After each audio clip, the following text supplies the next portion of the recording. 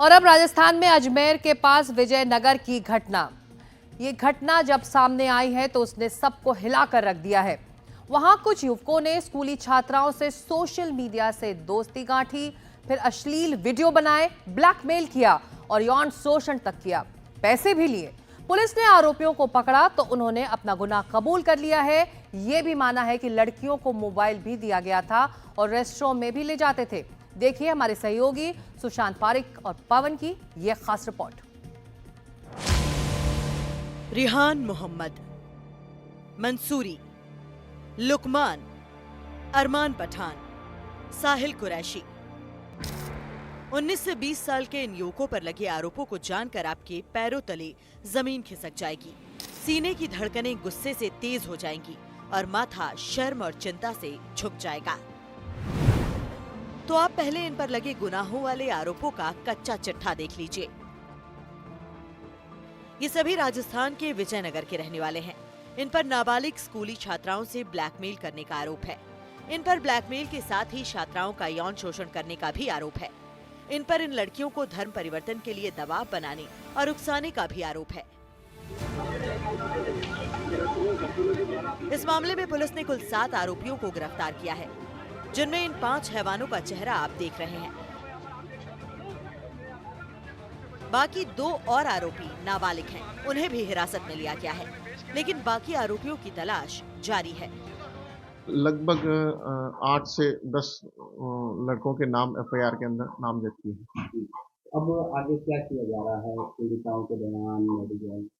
हाँ, प्रकरण दर्ज कर लिए गए। उसके बाद पीड़िता जो है उनके बयान करवाए गए महिला अधिकारी के द्वारा।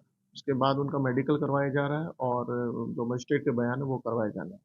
साथ ही साथ हमारी टीमों ने जो भी सर्कल की टीम बनाकर और जो भी आरोपी हैं उनके संदिग्ध स्थानों पर दबिश दी गई।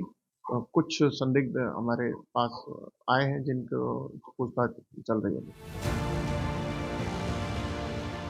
इस मामले का खुलासा तब हुआ जब पीड़ित छात्राओं में से एक छात्रा ने आरोपियों को देने के लिए अपने घर से पैसे की चोरी शुरू कर दी। परिजनों को शक हुआ और उन्होंने सख्ती से पूछताछ की। तब जाकर दिल दहलाने वाले सच का पता सामने आया। घर वालों ने पूछताछ की तो छात्राओं के पास मोबाइल फोन होने की जानकारी सामने आई। उसी गुप्त फोन से वो लड़कियां आरोपियों के संपर्क में थीं। आरोपियों ने इन फोन के जरिए छात्राओं को ब्लैकमेल किया और शोषण किया। परिजनों ने अन्य पीड़िताओं के परिवारों से संपर्क किया, जिससे पूरे मामले का पर्दाफाश हुआ।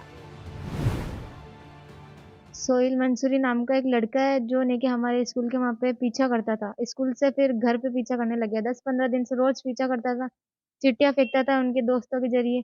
फिर उसने खुद ने एक बार फेंकी चिट्ठी, फिर मैंने कॉल किया था, मैं बातचीत करने लगी। उसके बाद में उसने वो मिलने बुलाया, मिलने गई भी थी मैं कैफे में। वहाँ पे मेरे साथ गलत हुआ। वहाँ उन्होंने फोटोएं खींची, उनके दोस्त भी थे वहाँ। सोहिल मंसूरी और उसके दोस्त सारे वहाँ पे थे। उसने फोटो वोटो निकाली, फिर मुझे ने क्या टॉर्चर करने लगे। उन 5 पीड़िताओं के बयान नसीराबाद के अपर मुख्य न्यायिक मजिस्ट्रेट सुमन गिठाला के समक्ष सीआरपीसी की धारा 164 के तहत दर्ज किए गए। इन बयानों को बंद लिफाफे में सुरक्षित रखा गया है। इस बीच विजयनगर अभिभावक संघ ने घोषणा की है कि विजयनगर कोर्ट के कोई भी अधिवक्ता आरोपियों की पैरवी नहीं करेगा। जल्द जल्द न्याय मिले और तीव्रता से कार्रवाई करे पुलिस इनके खिलाफ। और जो भी प्राइवेट इन्वेस्टिगेशन हो रही है, जैसे भी अभी आज 164 के बयान है, जैसे जैसे आगे से आगे कड़ी से जुड़ती जाएंगी। जितने भी अपराधी है आगे और भी है इस मामले में संलिप्त, उसको जल्दी विजयनगर पुलिस जल्दी गिरफ्तार करके इनको और आगे तीव्रता से इस पर न्याय दिलाने के लिए। और हमारे अभिभाषक संघ विजयनगर ने एक प्रस्ताव लिया कि आरोपियों की हम पैरवी नहीं करेंगे और जो परिवादी है, जो पीड़ित बालिकाएं हैं, उनकी तरफ से हम पैरवी करेंगे, जो दोषियों को कड़ी से कड़ी सजा मिले। जब पुलिस ने इस मामले की जांच की तो साजिश की परतें खुलती चली गईं। ये सभी आरोपी पीड़ित छात्राओं को इंस्टाग्राम और अन्य सोशल मीडिया प्लेटफॉर्म के जरिए अपने जाल में फंसा रहे थे। आरोपियों ने पहले दोस्ती कर विश्वास जीता और फिर उन्हें ब्लैकमेल कर शोषण करने लगे। पीड़ित छात्राएं स्थानीय निजी स्कूलों में 10वीं कक्षा की छात्रा हैं। विजयनगर पुलिस ने आरोपियों के खिलाफ पॉक्सो एक्ट, भारतीय दंड संहिता की धारा 376 और जबरन धर्म परिवर्तन से संबंधित धाराओं में मामला दर्ज किया है।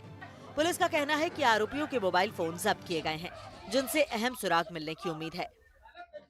ब्लैकमेलिंग के इस खेल में परिजनों को पूरे मामले की जानकारी तब पता चली जब कुछ छात्राओं ने घर से पैसे चोरी करना शुरू कर दिया।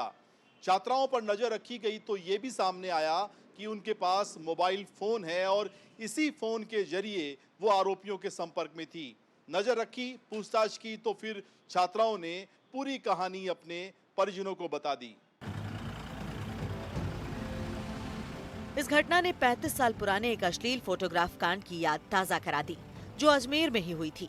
1990 में अजमेर के गर्ल्स स्कूल सोफिया में पढ़ने वाली लड़कियों के साथ भी ऐसा ही हुआ था। उस मामले में भी आरोपियों ने ब्लैकमेल कर फार्म हाउस पर छात्राओं को बुलाया था और बलात्कार किया था। रेप की गई लड़कियों में IAS और IPS की बेटियां भी शामिल थीं। इस पूरे कांड को अश्लील तस्वीरों के जरिए ब्लैकमेल करके अंजाम दिया गया था। पीड़ित लड़कियों की संख्या 100 से ज्यादा बताई गई थी। इस मामले में हाल ही में कोर्ट ने आरोपियों को सजा सुनाई है। अब नए मामले ने राजनीतिक तूल भी पकड़ लिया है। अपन उस प्रतिशत जो आज इन्होंने इंक्वायरी की उसमें क्या रिजल्ट आया, उससे अपने आगे क्या रणनीति है, उसके लिए सभी बैठ के सामूहिक निर्णय लेंगे, ताकि ये जो भी वो कांड हुआ है, कांड बहुत लंबा चौड़ा है, उस पर कार्रवाई होनी चाहिए। साथ ही जो भी दोषी है उनके खिलाफ सख्त कार्रवाई कानूनन होनी चाहिए। राजस्थान में इस तरह के मामलों की बढ़ती संख्या के चलते ही सरकार ने हाल ही में जबरन धन परिवर्तन के मामलों को रोकने के लिए सख्त कानून बनाने का बिल विधानसभा में पेश किया है। इस बिल में लव जिहाद और धर्म परिवर्तन करवाने वालों के खिलाफ कड़ी सजा का प्रावधान किया गया है। अजमेर से पवन के साथ जयपुर से सुशांत पारिक की रिपोर्ट NDTV के लिए। ये कब से कर रहे हैं आप? सर मैंने भी 20-25 दिन